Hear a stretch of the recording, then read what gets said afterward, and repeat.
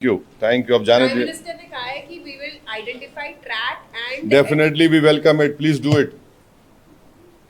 जड़ पेड़ से निकाल कर फेंकिए इन शयातीन कुत्तों को। बोल रहे हैं कि मिट्टी में मिला देंगे। बिल्कुल मिट्टी में नहीं बल्कि पहाड़ में मिला दीजिए उनको, आप चूरा चूरा कर दीजिए उन लोगों को। ये नेशनल इंटरेस्ट में हम कह रहे हैं आपसे, बिल्कुल रोकिए ना, रोकना चाहिए। मजाक है क्या? बोलिए आप।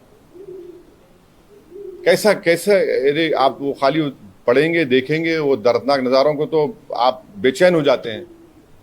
क्या गुजर रही होगी उस बच्ची पर जो अपने पति की लाश के बाजू खड़ी हुई है। आज और हम तो बड़ा सब जने बातें करते हैं मगर जिंदगी गुजार रहे हैं, कौन पूछता क्या है उनको? एक्सग्रेशिया मिलेगा उसके बाद क्या होगा? उनका तो बहुत बड़ा नुकसान हो गया ना। विवाह हो गए, लोग हनीमून मनाने गए। अब बताइए कोई शादी करके जा रहा है कि ये तो ये क्या है? ये तो डेफिनेटली जो सख्त से सख्त एक्शन ले सकते हैं प्राइम मिनिस्टर, उनको लेना चाहिए। के मुजाहरे किए हैं पहलगाम में और वो नाकाबिले बयान है, वो तकलीफ देह हैं, दर्दनाक है, और जितना भी उसका हम कंडेम करें कम है। क्योंकि वो लोग तो अपने आप को हैवानात और बदतरीन जानवरों से भी ज़्यादा गिरी हुई हरकत उन्होंने की है। और किसी के मज़हब का नाम पूछकर ये बात उनकी जान लेना, ये सरासर गलत है, जुल्म है। और हम उम्मीद करते हैं कि इंशाअल्लाह ताला अल्लाह सुब्हाना व ताला उनको दुनिया में भी और आखिरत में भी उन दहशतगर्दों को सख्त अजाब से नवाजेगा, और उनके ऊपर जो लोग बैठे हुए हैं वो भी तबाह व बर्बाद होंगे।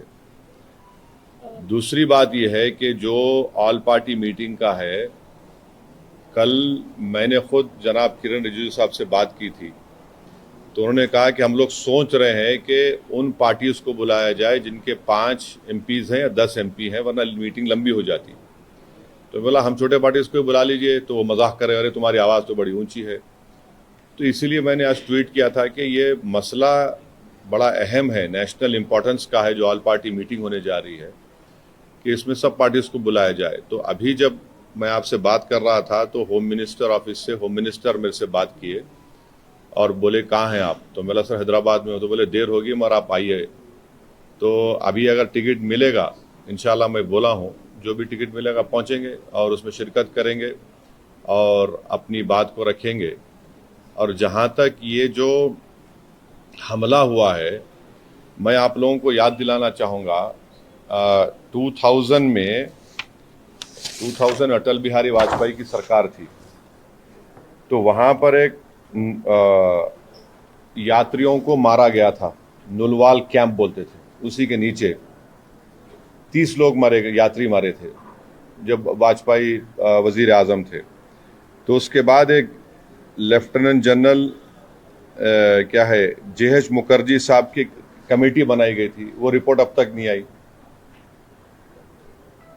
तो ये ऐसा नहीं है कि इन्होंने इस जगह का पहले इंतखाब किया। दूसरी बात यह कि जिस जगह पर इतने टूरिस्ट हैं वहां पर एक पुलिस वाला नहीं है, एक CRPF का कैंप नहीं है, कोई सिक्योरिटी के लोग नहीं है। तीसरा यह है कि जो वहां पर जो क्विक रिएक्शन टीम थी, CRPF के 2 यूनिट है, जो उनको ऊपर जाने में 1.25 घंटा लगा, और इन कमीनों हरामजादों ने जो हरकत की वहां पर नाम पूछकर गोली मारे, समुदाय पूछकर मारे। तो ये इसकी अकाउंटेबिलिटी तो होनी चाहिए। और यकीनन ये दहशतगर्द हमारे पड़ोसी मुल्क पाकिस्तान से आए, पाकिस्तान के ISI, पाकिस्तान के जो उनका इस्टेब्लिशमेंट है, उनकी पूरी तायद और पूरी सपोर्ट उनको हासिल है। चौथी बात यह है कि ये बॉर्डर कैसा क्रॉस करके आए, कौन जिम्मेदार है इसका? अगर वो पहलगाम तक आ गए तो श्रीनगर तक भी पहुंच सकते। कितनी दूर है श्रीनगर वहां पे लोगों के लिए? तो ये यकीनन अकाउंटेबिलिटी फिक्स होनी चाहिए, और इन जालिमों से, इन कमीनों से, जिन्होंने जिन 26 लोगों की जानें ली हैं, उनसे इंसाफ उसी वक्त होगा जब अकाउंटेबिलिटी भी फिक्स होगी और इन लोगों को कैफर किरदार तक पहुंचाएंगे, इन दहशतगर्दों को। और उम्मीद करते कि हमारी हुकूमत इन लोगों का ताक़ुब करेगी, इन लोगों को जो मरने वाले परिवारों हैं उनसे इंसाफ उसी वक्त होगा, जो अकाउंटेबिलिटी फिक्स होगी। और ये दहशतगर्द जो जालिमाना और बिल्कुल ही घटिया किस्म की एक माने हैवानियत से बदतरीन हरकत उन्होंने की, इसका हम कंडेम करते हैं। छठी बात यह है कि अंग्रेजी का एक बहुत बड़ा अखबार है टाइम्स ऑफ इंडिया, मैं समझ नहीं पा रहा हूं कि उन्होंने इस तरह की हेडलाइन कैसे कैरी की कि द कलमा सेव्ड देम। आप इस तरह की हेडलाइन कैसे लगाते बताइए। आप तो पूरे मुसलमानों को ही आप दोषी करार दे रहे हैं। भाई वो आतंकवादियों का कोई मजहब नहीं होता,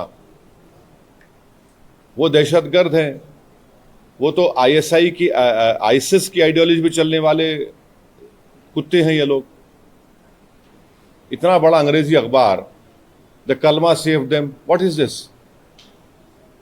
भाई कितने जो कश्मीर में जितने आतंकवादियों ने सबसे ज्यादा मारा, वहां के कश्मीरी मुसलमानों को मारा, सबसे ज्यादा मरने वाले वो है वहां पे, तो उसके बारे में क्या बोलेंगे आप। ये तो एक आइडियोलॉजी है ना, ये तो टेररिज्म की एक आइडियोलॉजी है। तो बड़ी अफसोस की बात है कि इतना बड़ा अंग्रेजी का अखबार होकर आप इस तरह की हेडलाइन कैरी करते थे, कलमा सेव देम और द कलमा was the difference. You cannot carry such headlines. You cannot generalize the whole great religion of Islam. तो नहीं सुन तो लीजिए, अगर आप ऐसा ही इस तरह की अगर आप हेडलाइन लिखेंगे तो आप तो जो कमीने शैतान बैठे हैं पाकिस्तान में उनको तो खुश कर रहे हैं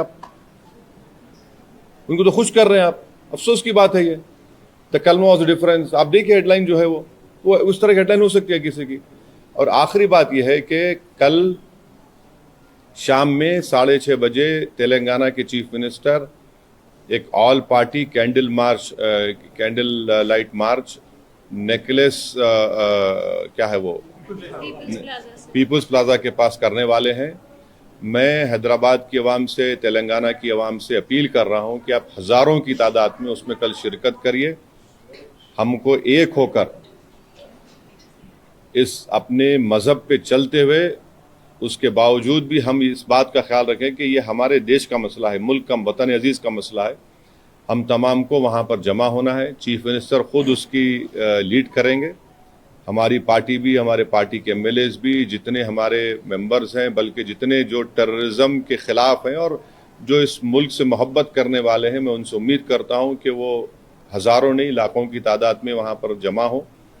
और हमारा वहाँ पर जमा होना ना सिर्फ हम खराज अक़ीदत पेश करेंगे उन मरने वाले ख़ानदानों को, बल्कि हम उन लोगों को भी पैगाम देंगे जो दहशतगर्दी के ज़रिए इस मुल्क में हिंदुओं और मुसलमानों में नफ़रत की दीवारों को और इजाफा करना चाहते हैं। तो टेररिज्म के ख़िलाफ़, भाईचारगी के ख़िलाफ़ और कश्मीर के कश्मीरियों के लिए भी हमको ठहर कर बोलना है। आप किसी एक इलाके के, कश्मीर हमारा अटूट हिस्सा है और हमेशा रहेगा, तो कश्मीर की ज़मीन पर बसने वाले लोग भी हमारे अटूट हैं, इनको भी हमको कॉन्फिडेंस देना है। अब आपका कोई सवाल है तो बोलिए, मुझे जल्दी जाना है एयरपोर्ट। क्यों, थैंक यू। अब जाने दीजिए। मिनिस्टर ने कहा है कि we will identify, track and definitely we welcome it, please do it. जड़ पेड़ से निकाल कर फेंकिए इन शयातीन कुत्तों को।